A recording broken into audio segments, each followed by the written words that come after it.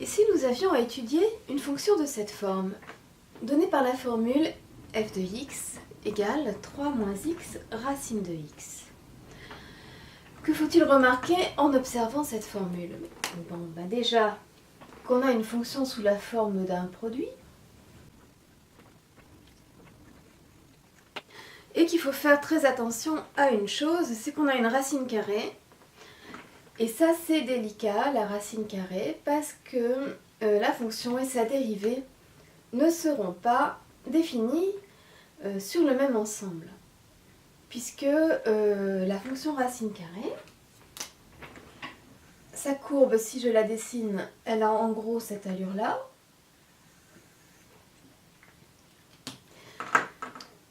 C'est une fonction définie sur 0 plus l'infini fermé. En 0, racine de 0 vaut 0.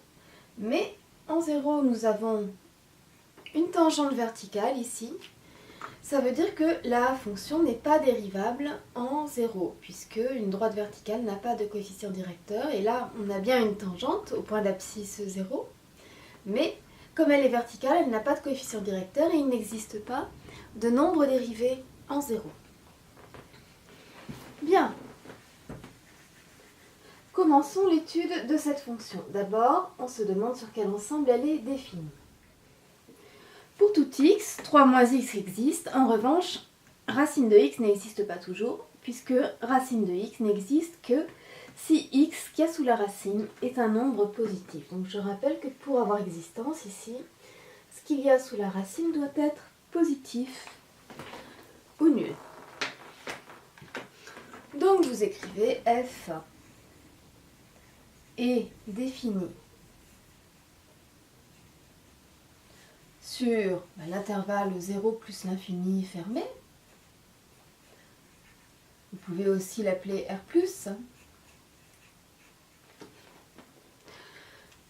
Si on vous le demande de le justifier, eh bien c'est parce que racine de x existe si et seulement si x est supérieur ou égal à 0, tandis que 3 moins x, lui, il existe quel que soit x. Pas besoin en général de mettre tous ces détails dans une copie, que 3 moins x. Existe ou est défini, ça veut dire la même chose en mathématiques. Quel que soit x appartenant à R. Maintenant, la dérivabilité. Là, c'est délicat. Puisqu'on a vu f de x, elle était égale à u de x que multiplie v de x avec u de x qui est égal à 3 moins x. Si je dérive 3 moins x, u' de x, lui, sera égal à 3. Quand on le dérive, ça fait 0 moins x. Quand on le dérive, ça fait moins 1. Et v de x, lui, il est égal à racine de x. Et vous avez appris dans votre cours que v' de x était alors égal à 1 sur 2 racine de x. Si toutefois vous ne vous en souveniez pas de la dérivée de racine de x, donc j'ai une petite astuce, vous verrez l'année prochaine en terminale qu'on considère que racine de x, lorsque x est positif, c'est x puissance 1 demi. Et lorsque vous dérivez une puissance de x, vous savez que ce que vous faites, c'est que vous passez la puissance devant et vous descendez la puissance de 1. Donc mettons que si mon v de x c'est racine de x, et bien mon v' de x, lui, il sera égal à, je passe le 1 demi devant, et le x, je le descends d'une puissance. 1 demi moins 1, ça fait moins 1 demi. Et qu'est-ce que ça veut dire 1 demi de x puissance moins 1 demi? Eh bien, la puissance moins 1, c'est... Vous savez que a puissance moins n, c'est 1 sur a puissance n. Eh bien, ça va nous donner 1 demi fois 1 sur x puissance 1 demi. Et qu'est-ce que c'est que x puissance 1 demi? C'est racine de x. Donc ça nous donne bien 1 sur 2 racine de x. Si toutefois vous avez oublié quelle est la dérivée de racine de x, vous le dérivez comme une puissance de x. Alors, je n'ai pas précisé sur quel ensemble on travaillait. Ici, c'est quel que soit x appartenant à R qu'on a f de x, pas R étoile, à R+, quel que soit x appartenant à R+, on a f de x qui est égal à u de x fois v de x. Sauf que ici, attention, on ne peut plus être dans R+, ici on est dans R+ étoile. R+ étoile, c'est le petit nom de 0 plus l'infini. Donc ça veut dire qu'au moment où on va dériver, il faut qu'on enlève 0 de l'intervalle. Donc f, elle va être dérivable sur R+ étoile et non plus sur R+, puisqu'il va y avoir le 1 sur 2 racine de x qui va apparaître dans la formule. Donc vous dites f est dérivable sur R+ étoile, ou comme vous voulez, 0 plus l'infini, ouvert si vous préférez. Et pourquoi elle est dérivable sur R+ étoile? Et vous dites d'après le théorème de la dérivée d'un produit. Et parce qu'il y a une racine dedans. Mais bon, si vous mettez déjà qu'elle est dérivable d'après le théorème de la dérivée d'un produit, il sera déjà super content, votre prof. Je ne pense même pas d'ailleurs qu'il vous enlève 2 points si vous ne le justifiez pas. Alors allons-y, que va valoir notre f' de x? Donc cette fois-ci, quel que soit x appartenant à R plus étoile, j'enlève le 0, f' de x, d'après la formule, va être égal à u' de x, v de x, plus v' de x, u de x. Qu'est-ce que ça nous donne? U' de x est égal à moins 1. V de x est égal à racine de x, plus v' de x qui est égal à 1 sur 2 racine de x, multiplié par u de x qui est égal à 3 moins x. Ah ouais, super, c'est chouette, mais alors, allez calculer le signe de ça. Bon, je vais simplifier un petit peu l'écriture. À gauche, ça me donne moins racine de x, moins 1 fois racine de x. Et à droite, ça me donne 3 moins x sur 2 racines de x. Ok. D'accord, c'est bien joli. Mais est-ce qu'on sait calculer le signe de ça?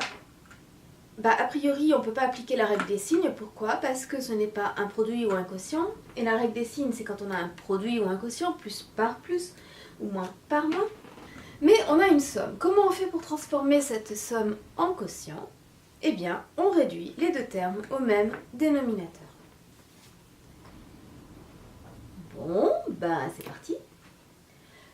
Comment on fait pour réduire ça au même dénominateur? Bah, si vous aviez un truc genre moins 1 plus 2 tiers, comment vous feriez pour réduire au même dénominateur? Vous mettriez le moins 1 sur 3 en faisant x3 fois 3.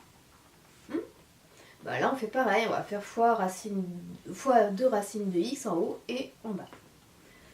Donc c'est moins racine de x sur 1 plus 3 moins x sur 2 racines de x.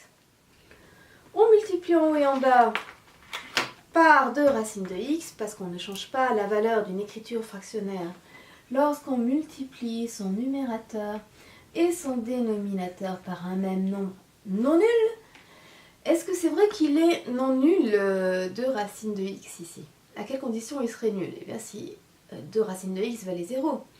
Et 2 racines de x, pourquoi il ne peut pas valoir 0 ici? Parce que x appartient à R plus étoile, et en particulier, il est différent de 0. Donc on a bien le droit de multiplier le numérateur et le dénominateur de ce nombre par par 2 racines de x, parce que x est différent de 0, donc 2 racines de x aussi. Bien, alors on a un dénominateur commun, 2 racines de x. Au numérateur, j'ai moins 2. Racine de x fois racine de x qui fait x, plus 3 moins x. Ah, ça devient beaucoup plus sympathique comme formule, ne trouvez-vous pas? Ça nous donne quoi au numérateur? Moins 2x moins x qui donne moins 3x, plus 3, et au dénominateur de racine de x. Et ça, c'est notre formule de f' de x, quel que soit x appartenant à R plus étoile.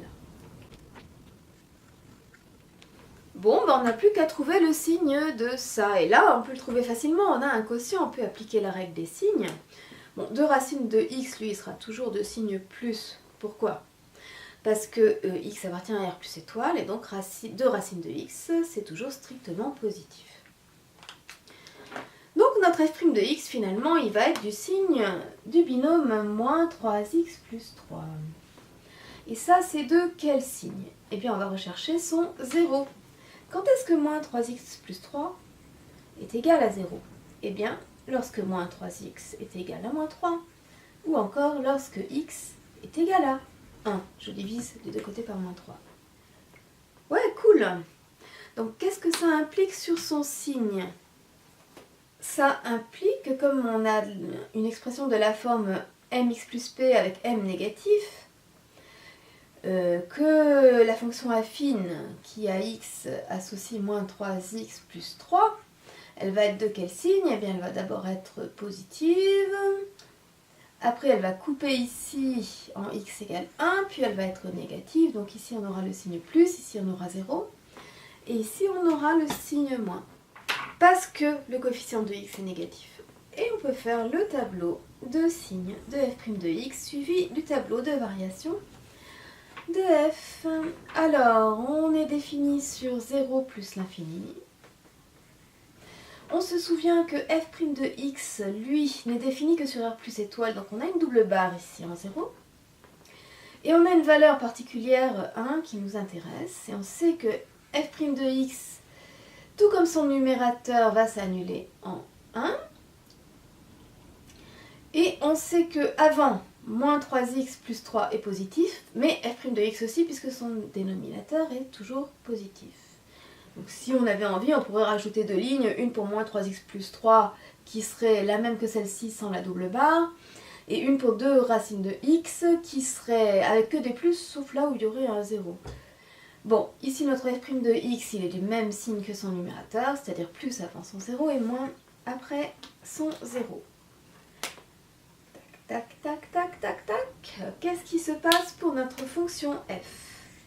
Alors, elle est définie en 0, donc je ne mets pas de double barre ici. Combien elle vaut en 0? Eh bien, c'est quoi sa formule?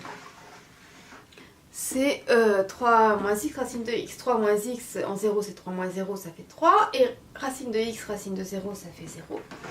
Elle vaut 0 en 0. Elle va être croissante puisque sa dérivée est positive sur l'intervalle 0, 1. Puis ensuite, elle sera décroissante puisque sa dérivée est négative sur l'intervalle 1 plus l'infini. Et qu'est-ce qu'elle vaut en 1? Bon, on indique combien vaut f de 1, c'est pas difficile à calculer. 3 moins 1, ça fait 2. 2 que multiplie racine de 1, ça fait toujours 2. Voilà. Et puis on fait tracer ça à la calculatrice pour voir si on ne s'est pas trompé quelque part. Avec la Casio, par exemple, je vais me rendre dans le menu graphe, menu 5. Je vais effacer ce qui est déjà comme formule, voilà. Et je vais rentrer par exemple la formule de f' qui est moins 3x plus 3 sur 2 racines de x. Select, donc voilà, avec des parenthèses au numérateur, moins 3x plus 3 divisé, j'ouvre la parenthèse, par 2 racine de x, je sors de la racine, je ferme la parenthèse, et je vais lui demander de le tracer. Drao, waouh, on est un petit peu loin. Enfin, on voit bien que quand même on est en positif entre 0 et 1 et en négatif entre 1 et plus l'infini. Donc si on veut dézoomer, on fait Shift Zoom Out, on clique là où on veut le zoom out, je vais le centrer ici par exemple, et que c'est... Voilà. Donc on voit que f' va bien être positif entre 0 et 1, il y a une valeur interdite en 0, vaut 0 en 1 et est négatif sur 1 plus l'infini. Maintenant, rentrons la formule de f et non plus de f', qui était 3 moins x racine de x. Donc je vais rentrer 3 moins x facteur de racine de x, exe, je la fais tracer, et voilà. On a eu bien une fonction qui est définie en 0. Là, on voit pas que f de 0 vaut 0. Je vais essayer de faire un zoom, shift, zoom, in, exe, voilà, on voit bien là, ici, que f de 0 égale 0, que la fonction est croissante entre 0 et 1, et qu'ensuite elle devient décroissante sur 1 plus l'infini. Elle atteint bien un maximum de 2 pour x égale 1, un maximum local. Cet exercice fait partie d'une fiche d'exercice corrigé que vous pouvez retrouver sur le site www.letablonnoir.net, page des premières S. Je ne sais pas pourquoi le titre ne s'affiche pas aujourd'hui, ça devrait donner ça.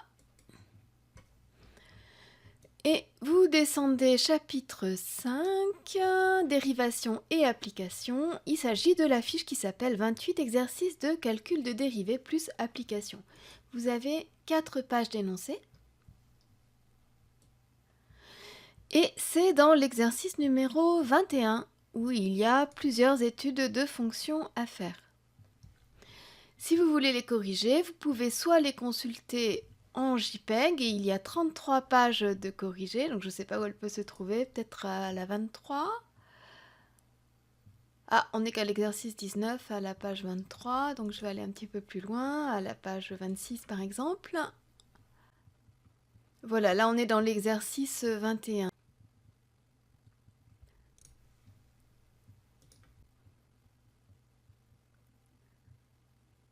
Là voilà, en petit 7, notre fonction. Donc, vous pouvez retrouver les corrigés, commentés par écrit avec des couleurs de tous ces exercices et surtout beaucoup d'autres des exercices pour vous entraîner à cette page web.